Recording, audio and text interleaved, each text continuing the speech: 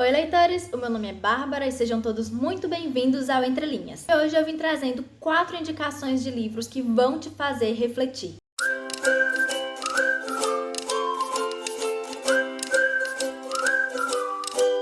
Para começar, eu vim trazendo A Hora da Estrela, que é um baita de um livro.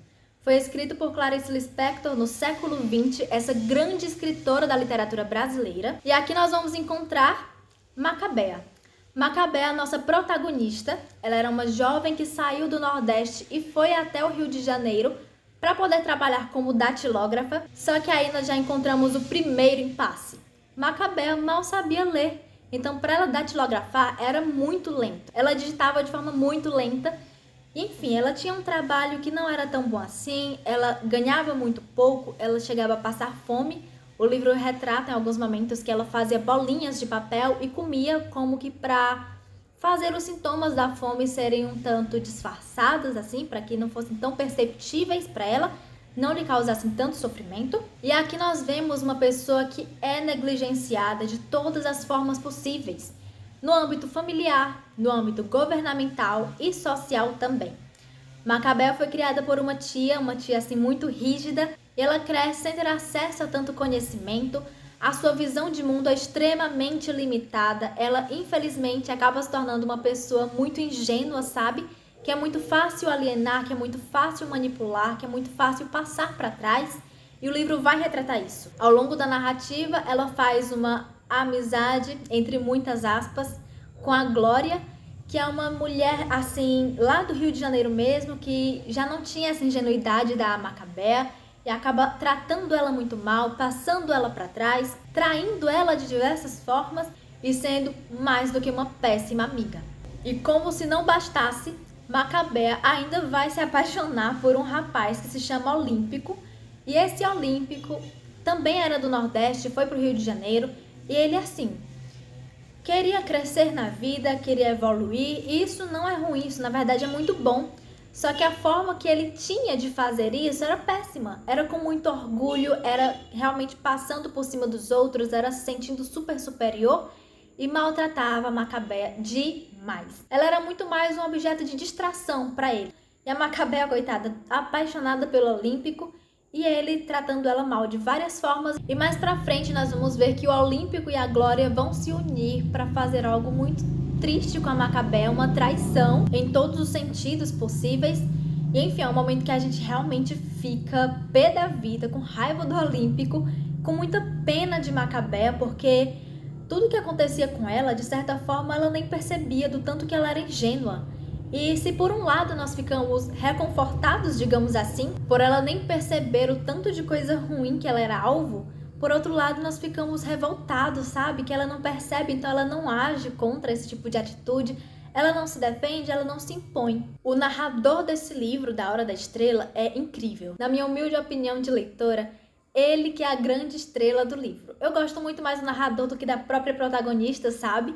Ele que dá todo o brilhantismo para a história. Você vai entender quando você lê. Ele é simplesmente incrível, muito bem elaborado. O segundo livro que eu venho trazendo para essa lista é Agnes Grey, da escritora inglesa Anne Brontë. Aqui nós encontramos a Agnes Grey, uma jovem que vai trabalhar como preceptora para aumentar as rendas da família, realmente para ajudar a família financeiramente, porque ela estava em uma situação tanto vulnerável socioeconomicamente, e ela resolve sair para trabalhar.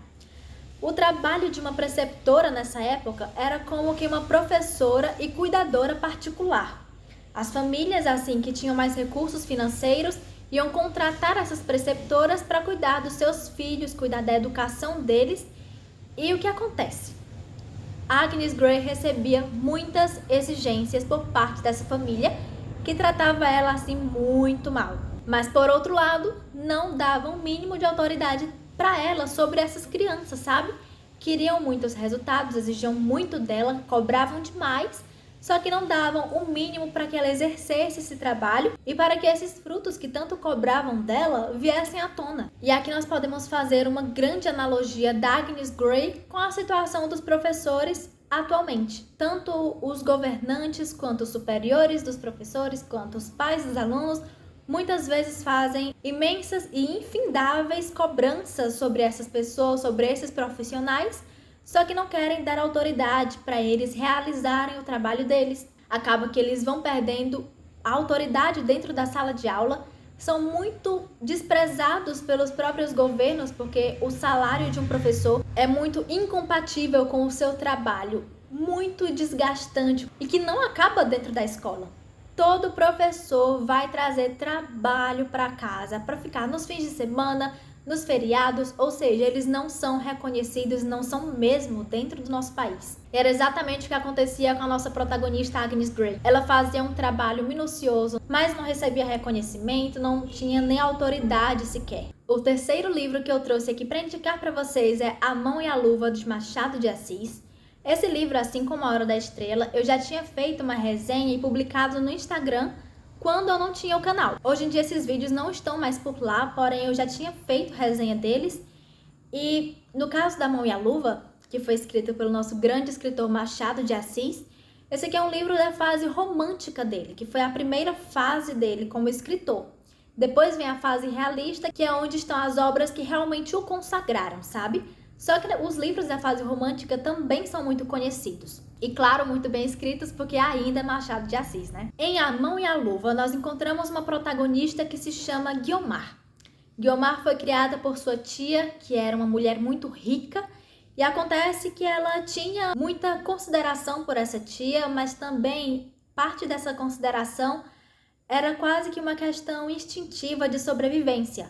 Como partia da sua tia o seu sustento, então ela queria agradar essa tia de todas as formas possíveis. E então a Guiomar vai ter 3 pretendentes. Quando ela já era uma moça mais velha, na época era a idade de se casar, então ela tinha 3 pretendentes. Pretendentes muito distintos entre si, e a gente quase que não gosta de nenhum deles. Eles têm umas personalidades assim, muito... Eu acho que até caricatas. O Machado de Assis provavelmente colocou isso de propósito para mostrar o tanto que o ser humano tem defeitos, e esses defeitos são sim bem ressaltados ao longo da narrativa. Então a Guiomar tem que fazer sua escolha e ela quer muito agradar a sua tia com essa escolha. E então nós vemos um momento em que as nossas escolhas afetivas acabam se confundindo com os interesses pessoais da gente. E o tanto que isso pode ser perigoso, o tanto que isso tira a verdade dos sentimentos. Guiomar, ao contrário de muitas mocinhas do romantismo, não era aquela menina muito sentimental. Pelo contrário, ela era muito racional, ela era muito calculista, ela era extremamente observadora, sabe? Ela olhava tudo, observava tudo que acontecia e enxergava nas entrelinhas das situações. Além de ser um livro super curtinho, que é muito bom para alguém que esteja querendo ler um livro que seja clássico e ao mesmo tempo que queira uma leitura rápida, uma leitura veloz. E para finalizar, eu realmente não poderia deixar de citar Capitães da Areia pela 30ª vez nesse canal. Eu já tenho resenha dele aqui publicado no canal, vou colocar o link na descrição. E esse livro, escrito no século passado por Jorge Amado, um escritor moderno, porém com características naturalistas, vai ser retratado ao longo desse livro um grupo de meninos em situação de rua que se chama Capitães da Areia. Essas crianças, assim como eu falei no caso de A Hora da Estrela, também são negligenciadas de todas as formas possíveis. Tanto no sentido familiar, quanto governamental, quanto social, elas realmente estão à margem da sociedade. Elas habitam um trapiche abandonado e vivem à base de furtos, de crimes. E acontece que cada uma dessas crianças... esse é um livro com muitos personagens. Os Capitães da Areia formam um grupo muito grande, só que apenas alguns vão receber assim destaque ao longo do livro, vão realmente ser retratados ao longo da narrativa. E são muitos, só que você vai aprendendo a distinguir cada um, sabe? Você consegue memorizar quem é cada um, porque o livro realmente vai retratar cada um deles de forma diferente, de forma bem distinta, que fica bem fácil para memorização. Aqui nós vemos o tanto que essa falta de amparo acaba trazendo essas crianças para o mundo do crime, sabe? Muitas e muitas delas não viveriam nessa vida se elas tivessem acesso a pais, se elas tivessem uma casa, se elas tivessem uma família, o seu alimento todos os dias, se estivesse na escola. E nós notamos o tanto que essas crianças só queriam ser vistas o tanto que elas só queriam ter uma infância. Em um momento vai mostrar aqui nesse livro que um parque de diversões vai para lá, para essa cidade, sabe? Esses parques que vão de cidade em cidade. Então esse parque se instala lá e essas crianças vão brincar, sabe? Elas viveram um momento mágico para elas e que fez toda a diferença naquele momento. Muitos nem eram tão crianças assim mais, só que eles meio que tiveram gostinho daquilo que eles quiseram ao longo de toda a sua vida, não tiveram acesso, o lazer, poder brincar e se livrar das preocupações. E aqui entra uma opinião pessoal minha, o tanto que eu acredito que a adoção é um dos atos mais nobres que um ser humano pode realizar.